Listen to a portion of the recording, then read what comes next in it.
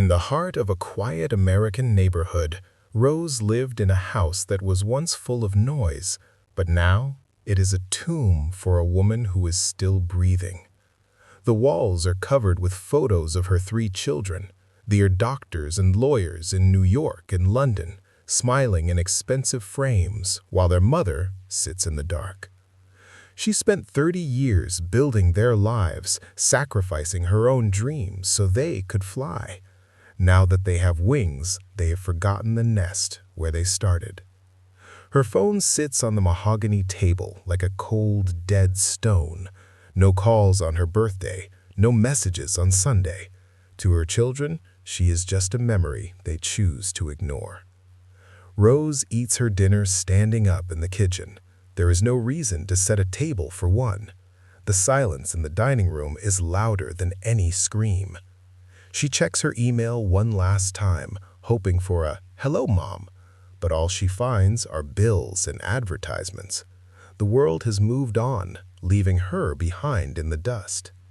Tonight, the sky is turning black. A heavy storm is coming, matching the coldness that has taken over Rose's heart. She feels like a ghost in her own home.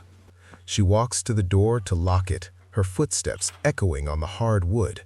Every lock she turns feels like she is sealing herself away from a world that doesn't care. Suddenly, a heavy thud hits the front door. Not a knock, but a tired, heavy weight falling against the wood. Rose freezes, her breath caught in her throat. With trembling hands, she reaches for the handle. In the darkness of her isolation, even a stranger at the door feels like a sign of life. Rose pulled the heavy door open against the freezing wind. Her heart was pounding against her ribs like a trapped bird. There, slumped on her welcome mat, was a golden retriever. He wasn't the beautiful dog from the movies. He was a skeleton covered in fur. His golden coat was stained with mud and blood. He looked like he had walked 1,000 miles just to find a place to collapse. The dog slowly lifted his head. His eyes didn't hold a spark of joy. They held the same hollow emptiness that Rose felt every single day. Rose saw his collar. It was expensive leather, but the name tag was missing. Someone had removed his identity before throwing him away. He was a high-end dog, a family dog, but just like Rose, he was no longer useful, so he was left on the side of the road.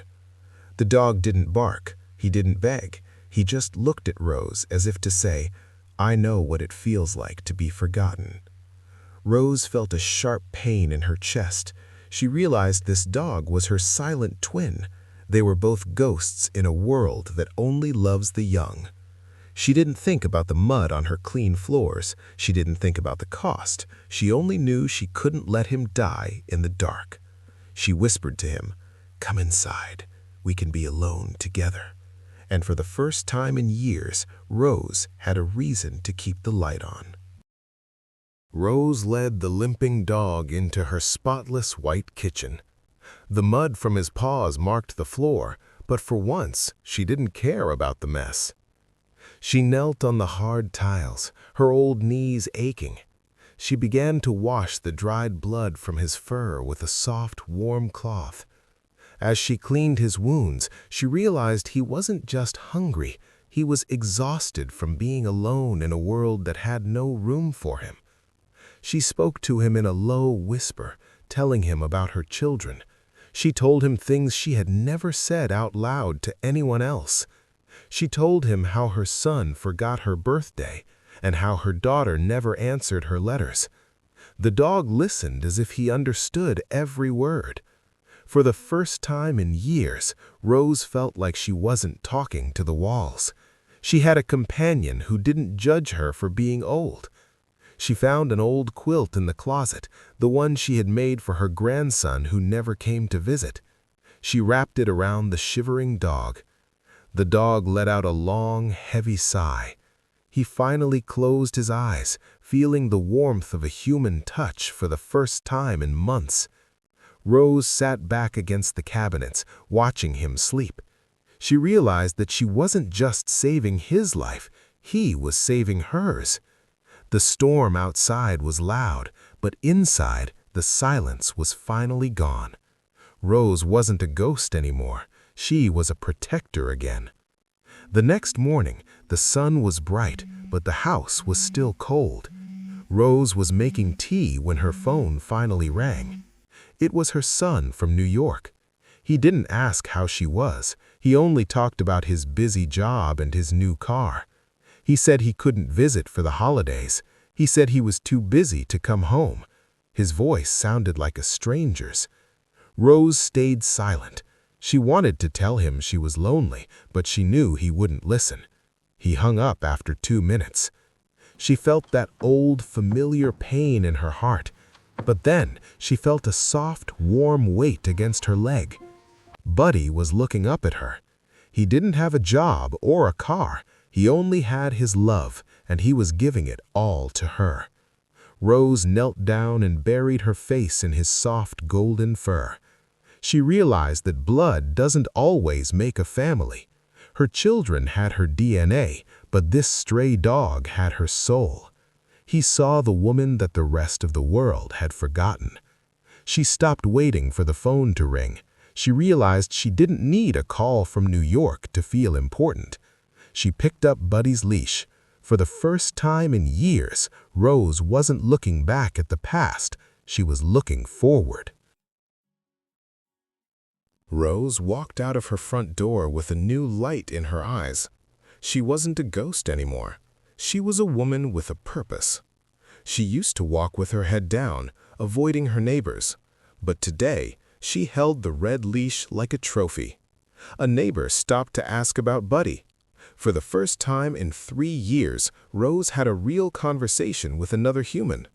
She didn't talk about her lonely house or her busy children. She talked about the stray dog who found her in a storm. Rose started to change the house, too. She opened all the heavy curtains, letting the warm American sun into every room. She realized that her children's absence was their loss, not hers. She had so much love to give, and Buddy was happy to take it. She went to the local park every afternoon. She became the woman with the golden dog that everyone wanted to meet. Her children called again on a Sunday, but Rose didn't answer right away. She was busy playing in the backyard with her best friend. She wasn't angry anymore. She was simply free. The weight of being a forgotten mother had finally lifted from her shoulders. Rose understood the secret of happiness. You don't wait for people to love you. You find someone who needs your love instead. Autumn turned into a golden winter. The large house on 42nd Street was no longer a silent tomb for a lonely woman. Inside, the fireplace was always crackling. Rose sat in her favorite chair, her gray shawl wrapped around her like a hug. Buddy slept at her feet, his golden fur reflecting the warm flames. He was her constant shadow and her best friend. One night, her daughter finally called from London. She sounded stressed and tired. She asked Rose if she was okay. Rose smiled and looked at Buddy. She told her daughter, "I am not just okay. For the first time, I am home." She realized that her children didn't owe her their lives. They had their own paths to walk, and she had hers. She stopped being a ghost of the past. She became the queen of her own present, with a golden king by her side. Psychology tells us that we cannot find happiness in others. We must build it ourselves, one brick at a time. If you are feeling forgotten tonight, remember Rose. Don't wait for a phone call to start living your life again. The silent room reminds you, you are never truly alone if you have a heart that is still willing to love.